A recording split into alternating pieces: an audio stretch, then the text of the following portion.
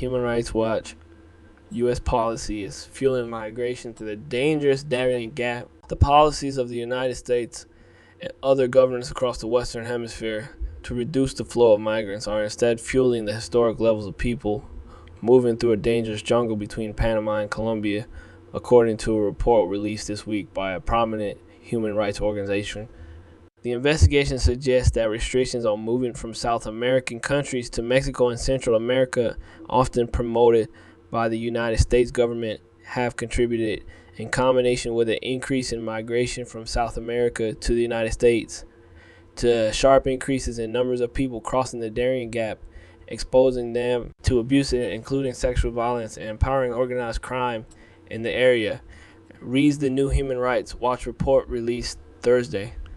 A record-breaking 408,972 people crossed the Darien Gap between January and September of this year, according to the data from the Panamanian government. The treacherous jungle is where many migrants begin their journey towards the United States, facing the threat of organized crime, dangerous animals, and hazardous wilderness along the way. Venezuelans have made up over half the crosses in 2023, followed by Ecuadorians and Haitians.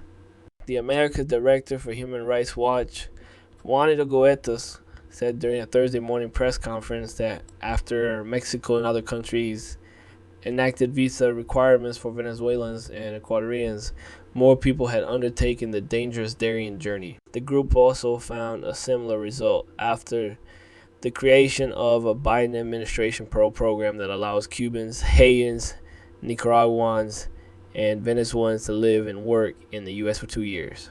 The number of Venezuelan crosses went down after it was first rolled out, but as migrants realized they needed financial sponsors and passports to join the program, it shot back up, their analysis concluded. Policies intended for Mexico and Central America to stop migrants along the way, they have not managed to prevent the migratory flow, and on the contrary, what they have done is send people to a more dangerous route, said Guevarras. In April, the U.S., Panama, and Colombia announced a 60-day mission to end the movement of migrants and drugs in the Darien, boost the economies, and reduce the poverty of the jungle's border towns, and create new legal pathways for migration.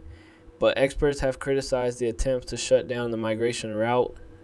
Juan Papier, Human Rights Watch Deputy Director for the Americas, said the group has shared its findings with State Department officials, members of Congress, the Colombian ambassador to the U.S., and the Secretary General of the Association of American States. The investigation is the first of a series Human Rights Watch will publish about the Darien Gap.